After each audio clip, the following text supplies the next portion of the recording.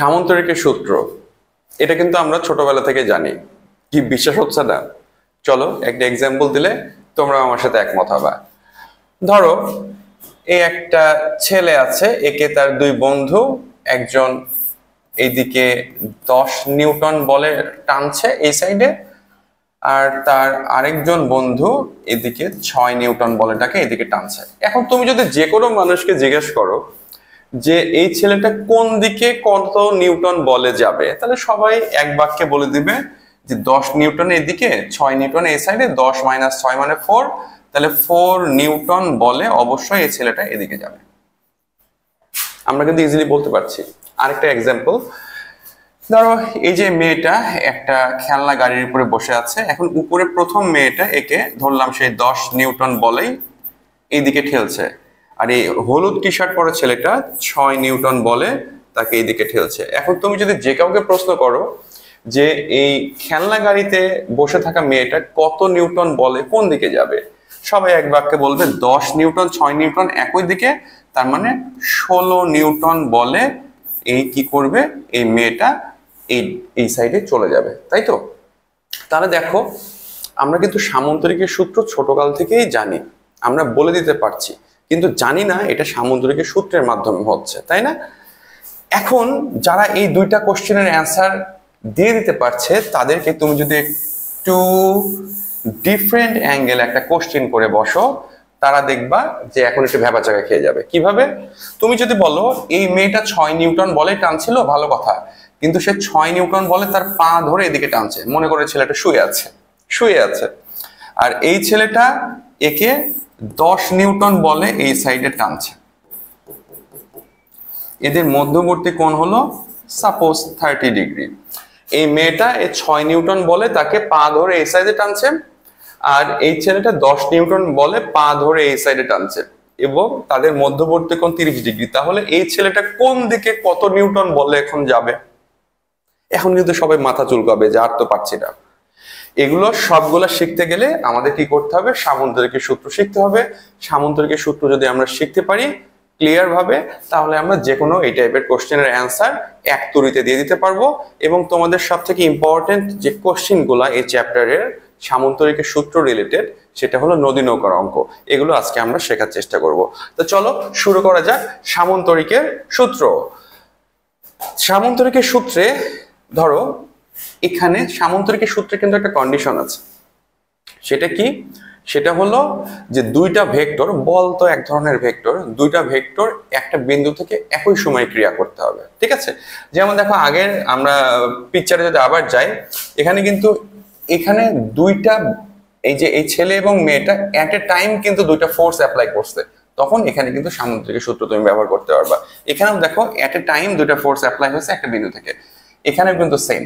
তাহলে আমরা সামান্তরিকের সূত্রটা শেখার জন্য ধরে নিলাম এটা একটা ভেক্টর এ এবং এটা একটা ভেক্টর বি, এবং এদের মধ্যবর্তী কোণ আলফা, এবং এই বিন্দু থেকে এই দুটা ভেক্টর একই সময়ে ক্রিয়া করছে। তাহলে এই ভেক্টর দুটার লব্ধিটা কি হবে? লব্ধি বের করাই কিন্তু সামান্তরিকের সূত্রের প্রধান কাজ। তাহলে লব্ধি বা যেটাকে রেজাল্টেন্ট বলি আমরা, তাহলে এখানে দেখো সামান্তরিকের সূত্র বারবার বলছি কেন? কারণ তো সামান্তরিক তো আসতে হবে, তাই না? তাহলে সামান্তরিকটা কিভাবে আসছে? যে আমরা যখন দুইটা ভেক্টর যদি একটা বিন্দু থেকে একই সময়ে ক্রিয়া করে, তাহলে তাদের যদি লব্ধি বের করতে চাই, তাহলে আমরা ভেক্টর দুইটা দিয়ে একটা সিম্পল সামান্তরিক অঙ্কন করব। তারপরে সেই সামান্তরিকের যে কর্ণটা পাবো সেটাই হবে ভেক্টর দুইটার লব্ধি। মজার ব্যাপার না?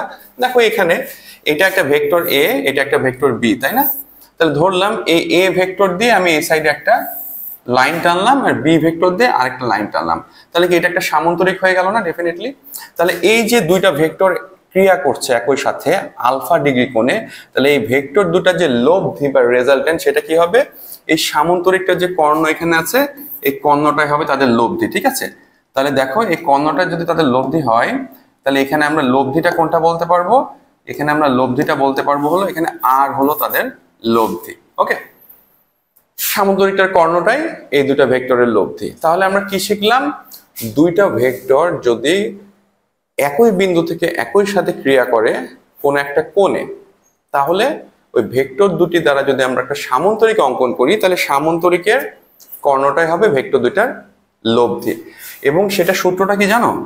সূত্রটা হলো r = root a square plus b square plus 2ab cos alpha। এখানে আলফা হলো ভেক্টর দুইটার মধ্যবর্তী কোণ। কোন ভেক্টর? এখানে কিন্তু ভেক্টর দুইটা ধরেছি a আর b। এই যে একটা ভেক্টর a একটা ভেক্টর b, তাহলে a আর b ভেক্টরের মধ্যবর্তী কোণ। তাহলে আমরা সামান্তরিকের যখন লব্ধি বের করতে যাব তখন আমরা লব্ধি সূত্রটা এটা দিয়ে আমরা ম্যাথগুলো সলভ করব। ওকে, নেক্সট দেখো যে জিনিসটা সেটা হলো লব্ধির দিক। এখন লব্ধি কোন দিকে যাবে এটার জন্য একটা সূত্র আছে, কিন্তু দুই ভাবে লেখা যায়। তাহলে প্রথমে আমরা চিন্তা করব লব্ধির দিকটা কি। আসলে লব্ধির দিকটাকে আমরা সাধারণত থিটা দিয়ে সেটাকে চিহ্নিত করে থাকি, এবং লব্ধির যে দিক থিটা বলতেছে এটা হলো যে লব্ধি এবং যে কোনো একটা ভেক্টরের মধ্যবর্তী কোণ। দেখো, যেমন যদি আমি এটাকে ধরি থিটা, আমি ইচ্ছা হলো আমি এটাকে ধরলাম থিটা, তাহলে এই থিটাটা যদি আমি ট্যান থিটা হিসেবে লিখি, ট্যান থিটা, তাহলে একটা মনে রাখার কৌশল এই সূত্রটা, সেটা আমি বলে দিচ্ছি, তো অন্যভাবে মনে রাখতে পারো যে থিটাটা যেই ভেক্টরের সাথে থাকবে সেটা নিচে বসিয়ে দিবা। যেমন এখানে থিটাটা কোন ভেক্টরের সাথে আছে? এটা বি ভেক্টর না? তাহলে বি লিখবো নিচে, তাহলে উপরে হবে a sin alpha b plus a cos alpha। আবার যদি তুমি এই থিটাটাকে এভাবে না লিখে তুমি যদি বলো না আমি এটাকে নেব থিটা, তাহলে এটার নাম দিলাম থিটা 1। তাহলে থিটা 1টা কার সাথে আছে বাবা? a ভেক্টরের সাথে আছে। তাহলে আমি tan থিটা 1 সমান কি লিখতে পারবো? যেহেতু কার সাথে আছে থিটা? a এর সাথে, তাহলে আমি নিচে লিখবো a, তাহলে উপরে b sin alpha a plus b cos alpha। এটা হলো মনে রাখার কৌশল। আচ্ছা, এখানে আমি একটা চিত্র, একটা পিকচার রেখেছি। দেখো, একটা মেয়ে একটা তীর মারছে, তাই না? কেন রেখেছি? এটাও কিন্তু সামুদ্রিক সূত্র। কিভাবে সামুদ্রিক সূত্র দেখাই তোমাদেরকে? দেখো, এদিকে একটা বল ক্রিয়া করছে, তীরের কিন্তু এটা একটা স্ট্রিং, এটা একটা স্ট্রিং, তাই না? এদিকে একটা বল ক্রিয়া করছে, ধরলাম সেটা এ, এদিকে একটা বল ক্রিয়া করছে, সেটা ধরলাম বি। তাহলে এই বল দুটা কি একই সময়ে ক্রিয়া করছে না? তাহলে এই তীরটার যে লব্ধি বেগ হবে, এই যদি দুটা বলে তুমি হলো ক্রিয়া করতে, লব্ধি বল যেটা হবে সেটা কিন্তু যদি এই মাঝখানের অ্যাঙ্গেলটা আমি জানি তাহলে ইজিলি বের করতে পারবো। এ আর বি এর বল দুটির মান জানতে হবে। এখন এ আর বি বল দুটা যদি সমান হয় তাহলে কিন্তু এই তীরটা একদম মাঝখান দিয়ে যাবে। যদি এ বড় হয় তাহলে তীরটা একটু এ এর দিকে চলে যাবে, যদি বি বড় হয় তীরটা বি এর দিকে চলে যাবে। ঠিক আছে? তাহলে সামান্তরিকের সূত্রে আমরা 5টা জিনিস শিখলাম। এই 5টা জিনিস একদম ক্লিয়ার ভাবে জানতে হবে। একটা কি শিখলাম? এ মানে যে কোনো একটা বল বা ভেক্টর। আরেকটা কি শিখলাম? বি, এটা হলো আরেকটা ভেক্টর। আরেকটা শিখলাম আর, আর কি? এই ভেক্টর দুটার লব্ধি। তারপরে শিখলাম কি? Theta, sorry alpha. আলফাটা কি? যে ভেক্টর দুটো আছে সামান্তরিকে, যে দুটো বাহু আমরা চিন্তা করে নিচ্ছি তাদের মধ্যবর্তী কোণ। আরেকটা শিখলাম কি? থিটা। থিটাটা কি? যে যে লব্ধি বা রেজাল্টেন্ট পাচ্ছি সেটা এবং যে কোনো একটা ভেক্টরের মধ্যবর্তী কোণ। এই 5টা জিনিস যদি তোমরা ক্লিয়ার ভাবে মনে রাখতে পারো, এখন দেখতে সোজা মনে হলো, দেখবা অঙ্কের সময় মাঝে মাঝে প্যাচ লেগে যায়। তাহলে আমরা এই অধ্যায়ের যে নদী নৌকার অঙ্কগুলো আছে সবগুলো অঙ্ক আমাদের কাছে একদম পানি, পানি ছাড়া কিছুই না। ঠিক আছে? তা চলো তাহলে আমরা এখন নদী নৌকা সামুদ্রিক সূত্র কিন্তু এতটুকুই। দুইটা ভেক্টর একটা বিন্দু থেকে একই সময়ে ক্রিয়া করবে একটা কোণে, সেই কোণটাকে যদি আমরা ধরি আলফা, তাহলে ভেক্টর দুইটার যে মধ্যবর্তী যে কোণ আছে আলফা, সেই জন্য যে রেজাল্টেন্ট বা লব্ধি হবে সেটা সামুদ্রিক সূত্রের মাধ্যমে আমরা এই সূত্র দিয়ে লব্ধি বের করব। এটা লব্ধির সূত্র কিন্তু, হ্যাঁ। আর লব্ধির যে দিক সেটার জন্য আমরা এই দুটার মধ্যে যে কোনো একটা সূত্র ইউজ করে লব্ধির দিক বের করব। শেষ, সামুদ্রিক সূত্র এখানেই ফিনিশ। এখন আসো আমরা নদী নৌকার অঙ্কনে একটু আলোচনা করব, কারণ তোমাদের কিন্তু মেইন যেই খুব ইম্পর্টেন্ট টপিকটা হলো নদী নৌকা এই চ্যাপ্টারের জন্য। মানে তোমাদের পরীক্ষাতে আসার মতো একটা অঙ্ক। তোমরা যে 2027 সালে যারা এইচএসসি পরীক্ষা দিবা অথবা 26 সালে দিবা, তাহলে দেখো নদী নৌকার অঙ্কের জন্য দুটা কেস। তাহলে এখানে কিন্তু আমি ধরেছি যে এটা নদী, এই যে এটা আমাদের নদী, ধরো এটা কিন্তু নদী, হ্যাঁ। তো নদীর এই পারে আর এই পার দুটা পার। এখন নদী নৌকার জন্য দুইটা কেস আছে। কেস নাম্বার এটাকে আমি ধরেছি 1, এটা হলো কেস নাম্বার 2। তাহলে দেখো কেস নাম্বার 1 2, তো কেস নাম্বার 1 এর ক্ষেত্রে আমরা দেখতে পাচ্ছি কি এটা নদী, ধরলাম স্রোত যাচ্ছে এইদিকে, স্রোতের বেগ ধরলাম ইউ। এখন তুমি নৌকা সাপোজ এদিকে যাচ্ছে, নৌকার বেগ ধরলাম ভি।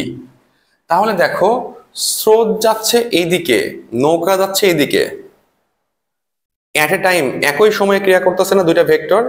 তাহলে কি তাদের মধ্যে একটা অ্যাঙ্গেলও থাকতেছে, যদি এইভাবেও যায় নৌকা একটা অ্যাঙ্গেল থাকতেছে, তার মানে এখানে আমরা সামুদ্রিক সূত্র ব্যবহার করে আমরা লব্ধি বেগ নির্ণয় করতে পারবো।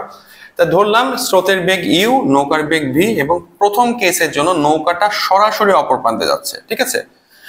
প্রথম কেসের জন্য যদি নৌকাটা সরাসরি অপর প্রান্তে যায়, তা আমি তোমাদের কিন্তু জাস্ট কিছুক্ষণ আগেই কয়েকটা জিনিস বলেছিলাম, সেটা কি A B R alpha and theta. এর মধ্যে এ ছিল কি যে কোনো একটা ভেক্টর, তাহলে এখানে দেখো ইউটাকে আমরা এ হিসাবে চিন্তা করে নিতে পারি না, একটা ভেক্টর, স্রোত যাচ্ছে এইদিকে, আর বিটাকে আরেকটা ভেক্টর, তাহলে এই যে নদীর যে নৌকার যে বেগ ভি এটাকে আমি আরেকটা ভেক্টর হিসেবে কল্পনা করতে পারি, এবং এই দুইটা ভেক্টর একই সাথে ক্রিয়া করছে একটা বিন্দু থেকে। তাহলে এখানে এই নৌকার যে লব্ধি বেগ স্রোতের সাথে মারামারি করে যে বেগটা হবে সেটা কি সামুদ্রিক সূত্রের মাধ্যমে আমরা নির্ণয় করতে পারবো। এবং সেই ক্ষেত্রে দেখো এই যদি প্রথম কেসে পড়ে যে সরাসরি একটা নৌকা রওনা দিয়েছে বা আড়াআড়ি একটা নৌকা রওনা দিয়েছে, বা ঠিক অপর প্রান্তে নদীর এক পার থেকে ঠিক অপর প্রান্তে একটি নৌকা রওনা দিয়েছে, কিন্তু রওনা দিয়েছে, তার মানে এখানে কিন্তু এই মধ্যবর্তী কোণটা এই যে আলফা ইকুয়াল টু 90 ডিগ্রি, এটা আমি আগে থেকেই জানি। এটা কেস নাম্বার 1। আমি আবার বলছি, যদি কোনো কোশ্চেনে এরকম আসে যে একটি নৌকা সরাসরি অপর প্রান্তে রওনা দিল, পৌঁছালো না, কিন্তু পৌঁছালে অন্য হিসাব, সরাসরি অপর প্রান্তে রওনা দিল, তাহলে আলফাটা আগে থেকে আমি জানি 90 ডিগ্রি। এখন আসো কেস নাম্বার 2। কেস নাম্বার 2টা কি, একটা নৌকা ধরো স্রোত যাচ্ছে এদিকে ইউ, নৌকার বেগ ভি এদিকে। এখন যদি বলি নৌকাটি সরাসরি অপর প্রান্তে পৌঁছালো, রওনা কিন্তু দেয় না, রওনা দিয়েছে অন্য জায়গায়। একটি নৌকা এখান থেকে রওনা দিয়েছে, সরাসরি অপর প্রান্তে পৌঁছেছে, তাহলে তো দেখো তো, তাহলে এটা কি তাদের লব্ধি না? কারণ নৌকা তো গেছে এইদিকে, স্রোত যাচ্ছে এইদিকে, এবং এই নৌকা স্রোত মারামারি করে নৌকাটা পৌঁছেছে এখানে, তাহলে এটা লব্ধি না? লব্ধি এবং যে কোনো একটা ভেক্টরের মধ্যবর্তী কোণটি থেটা না? তাহলে এখানে কিন্তু থেটা সমান 90 ডিগ্রি আমি আগে থেকে জানি। আমি আবার বলছি শুরু থেকে, যদি কোনো জায়গায় এরকম কেস হয় যে স্রোত যাচ্ছে, নৌকা সরাসরি অপর প্রান্তে রওনা দিয়েছে, তাহলে নৌকাটা পৌঁছাবে এই সাইডে, সেটা কোনো ব্যাপার না। কিন্তু সেই ক্ষেত্রে আলফা সমান সমান 90 ডিগ্রি, এই যেখানে আলফা সমান 90 ডিগ্রি হবে। আর একটি নৌকা যদি যেখানে যেভাবে ইচ্ছা রওনা দিক পৌঁছাইছে সরাসরি অপর প্রান্তে, তার মানে কি একদম সরাসরি পারপেন্ডিকুলার ভাবে পৌঁছাইছে, তাহলে এখানে কিন্তু থিটা সমান 90 ডিগ্রি। এই দুটা কি বোঝা গেছে? এই দুটো যদি বুঝে থাকো তাহলে এখন দেখো নদী নৌকার অঙ্ক তোমাদের জন্য পানি। আমরা একটা নদী নৌকার অঙ্ক করে দেখি, তাহলে আমরা জিনিসটা আরো ক্লিয়ার হয়ে যাব। আশা করি তোমরা সবাই অঙ্কটা করতে পারছো। বলছে কি, শান্ত একটি কলেজের ছাত্র, তার বাড়ির পাশ দিয়ে 1 কিলোমিটার প্রশস্ত একটি নদী প্রবাহিত হচ্ছে। তাহলে দেখো আমি একটা নদীটা প্রথমে দাগাই, হ্যাঁ, এটা ধরো শান্তর বাড়ির পাশে, কত সুন্দর বাসা, নদীর পাশে তার বাসা, নদীর পাশে তার স্কুল সম্ভবত। আচ্ছা, তাহলে শান্ত কি বলতেছে 1 কিলোমিটার প্রশস্ত। আচ্ছা, নদী নৌকার ক্ষেত্রে আমি আরেকটা সূত্র আমি মিস করে গেছি, এটা একটু বলে দিই, যে T equal to D by V sine alpha. এই সূত্রটা একদম মাথার মধ্যে গেঁথে নাও, এটা কি সময় বের করার সূত্র, ঠিক আছে? এটা অন্যভাবেও করে, কিন্তু সব থেকে ইজিয়েস্ট ওয়ে হলো টাইম বের করার সূত্র এটা নদী নৌকার অঙ্কের ক্ষেত্রে। সেটা কি, যে নৌকা যখন কোনো একটা কোণে কোনো একটা বেগে স্রোতের সাথে যাবে, তখন নদীর অপর প্রান্তে পৌঁছাতে যে সময় লাগবে সেটা T equal to D by V sine alpha হবে। সাধারণত আমরা কি জানি, এস ইকুয়াল টু ভিটি না? তাহলে এখান থেকে টি ইকুয়াল টু কি লেখা যায়, এস বাই ভি না? এটা কোন ক্ষেত্রে হবে? ধরো এটা একটা রাস্তা, এর মধ্যে কোনো বাধা রাধা নাই, একটা গাড়ি যাচ্ছে সুষম বেগে, তাহলে এটা হবে।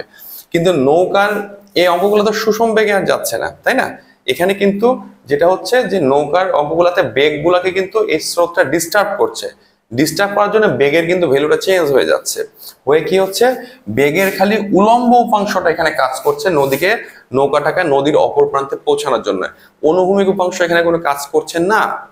আর যদি এই যে নৌকার বেগ আছে ভি, এটার উলম্ব উপাংশ কাজ করে, তাহলে ভি আর ভি থাকবে না, হয়ে যাবে ভি সাইন আলফা।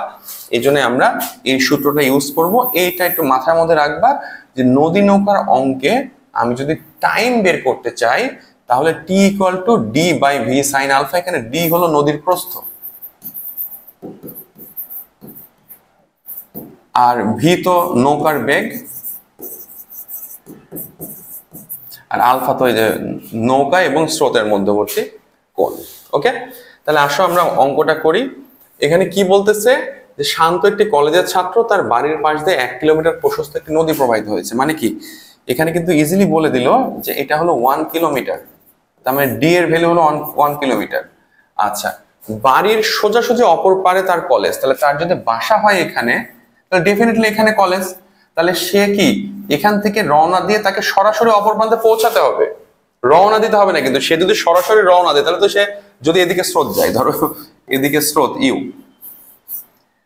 এখন সে যদি সরাসরি অপর প্রান্তে রওনা দেয় তাহলে তো সে কলেজ পার হয়ে দূরে কোথাও যেয়ে পৌঁছাবে, তাকে তো পৌঁছাতে হবে সরাসরি অপর প্রান্তে কলেজে। তার মানে তাকে নৌকা চালাতে হবে কিন্তু এমন কোন একটা জায়গায়। ওকে, এটা কিন্তু আমরা আগে থেকে বুঝে নিচ্ছি। আচ্ছা, একদিন সকালে সে ক্লাস শুরু হওয়ার 5 মিনিট পূর্বে স্রোতের বেগের সাথে 120 ডিগ্রি কোণে, তাহলে স্রোত যাচ্ছে এদিকে আর এদিকে তার নৌকার বেগ ভি, এই অ্যাঙ্গেলটা হলো 120, 120 ডিগ্রি কোণে সে 12 কিলোমিটার পার আওয়ার বেগে একটি নৌকায় কলেজের উদ্দেশ্যে রওনা হলো। তাহলে শান্ত কি করলো, সিনারিওটা আমি আরেকবার বলে দিচ্ছি। একটা নদী, নদীর এই পারে শান্তর বাসা, জাস্ট অপর পারে শান্তর কলেজ। তার মানে শান্ত যদি কলেজে পৌঁছাতে চায় তাহলে তাকে সরাসরি অপর প্রান্তে পৌঁছাতে হবে, রওনা সে অন্য জায়গায় দিবে, সমস্যা নেই। এদিকে স্রোত যাচ্ছে, সে নৌকা এদিকে যাচ্ছে। এখন সে 120 ডিগ্রি কোণে রওনা দিয়েছে 5 মিনিট পূর্বে ক্লাস শুরু হওয়ার, দেখো। ওকে, এবং বেগ ছিল কত, 12 কিলোমিটার পার আওয়ার। তাহলে এখানে কি কি দেওয়া আছে, এখানে ভি দেওয়া আছে 12 কিলোমিটার পার আওয়ার, ডি দেওয়া আছে 1 কিলোমিটার, আলফা দেওয়া আছে 120, তাই না? কেন আলফা 120? কারণ এই যে স্রোত এদিকে যাচ্ছে, নৌকা এদিকে যাচ্ছে, আর আলফা মানে কি ভেক্টর দ্বয়ের মধ্যবর্তী কোণ। এখন আমাকে এই তিনটা ইনফরমেশন দেওয়া আছে। এখন আমাকে বলছে নদীতে স্রোতের বেগ কত, মানে ইউ সমান সমান কত, তাই না? আমাকে বলতেছে ইউ সমান সমান কত। পরের কোশ্চেনে আসতেছে পরে, তাহলে আমি গ নাম্বার ম্যাথটা করার চেষ্টা করতেছি। তাহলে স্রোতের বেগ যদি ইউ হয় তাহলে এখান থেকে দেখো তো সে তো এই সরাসরি এই প্রান্তে পৌঁছাবে, তাই না? সে তো তাকে তো কলেজ যেতে হলে এখানে পৌঁছাবে, তাই না? তাহলে এখানে যদি পৌঁছায় তাহলে আমি স্পষ্ট বুঝতে পারছি কিন্তু এখানে এই থেটা সমান সমান 90 ডিগ্রি আমি আগে থেকেই জানি। এই যে কিছুক্ষণ আগে তোমাদের দেখালাম, এই যে থেটা সমান 90 ডিগ্রি হবে যদি সরাসরি অপর প্রান্তে পৌঁছায়। আচ্ছা, তাহলে থেটা সমান যদি 90 ডিগ্রি হয় তাহলে এখান থেকে সামান্তরিকের সূত্রটা যদি আমরা ব্যবহার করি, দেখো আমার গ নাম্বার ম্যাথ, যে ট্যান থেটা, আমি থেটাটা এই যে ট্যান থেটা, থেটা কার সাথে আছে বাবা, ইউ এর সাথে আছে। তাহলে আমি নিচে লিখবো ইউ, তাহলে উপরে কি লিখবো, ভি সাইন আলফা, তাই না? আর u plus v cos alpha.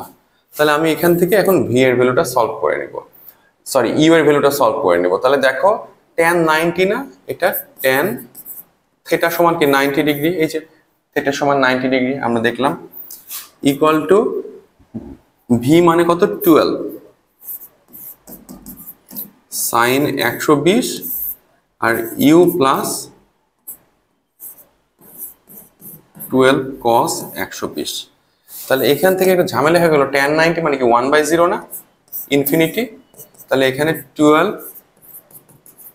Sign 120 you plus 12 কস 120। তাহলে এখান থেকে কিন্তু আমরা ইজিলি বলতে পারবো যে u plus 12 cos 120 equal to 0। তাহলে u equal to minus 12 cos 120। তাহলে অর ইউ ইকুয়াল টু কত আসতেছে, আমি একটু হিসাব করে নিই, জাস্ট এ মিনিট।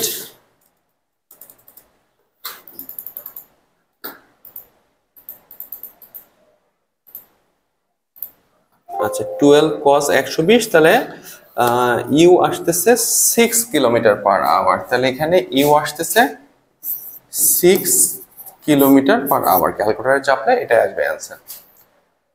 আশা করি তুমি তোমরা সবাই গ নাম্বার অঙ্কটা বুঝতে পেরেছো। এবার আসো ঘ নাম্বার অঙ্কটা কি বলছে।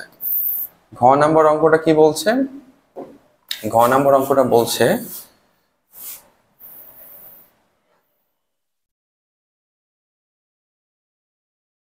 আচ্ছা আচ্ছা এবার তাহলে ঘ নাম্বার অঙ্কটা কি বলছে আমরা একটু দেখার চেষ্টা করি। ঘ নাম্বার অঙ্ক বলছে শান্ত কি যথাসময়ে ক্লাসে উপস্থিত হতে পারবে।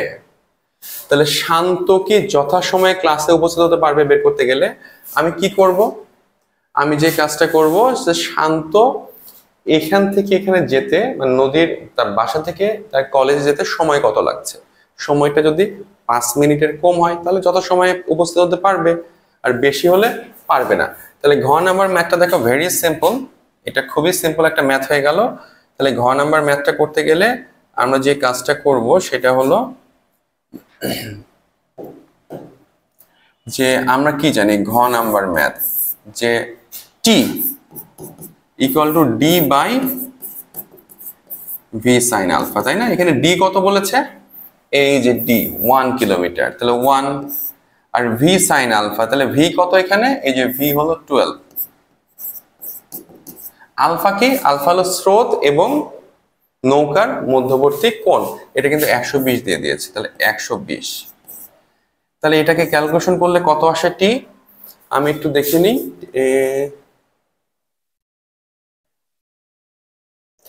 এটা একবারে যদি আমি লিখে দিই এটা আসে 5.7735 মিনিট, 5.7735 মিনিট।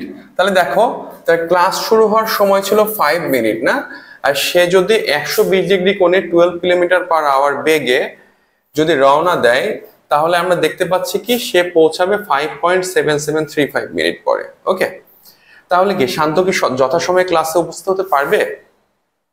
পারবে না। তা এই যে আমরা একটা ম্যাথ করলাম নদী নৌকার কিন্তু সকল ম্যাথে এই জাস্ট সামন্তরিকের যে সূত্র আছে A B R alpha and theta এর উপরে বেস করে। তা আশা করি তোমরা আজকের যে সামন্তরিকের সূত্রটা নিয়ে আলোচনা করলাম তোমরা বুঝতে পেরেছো। নেক্সট ভিডিওতে আমরা এই নদী নৌকা নিয়ে আরো ডিটেইলে কিছু ম্যাথ নিয়ে আসবো ইনশাল্লাহ। তো আজকে এই পর্যন্ত, সবাই ভালো থাকো, আল্লাহ হাফেজ।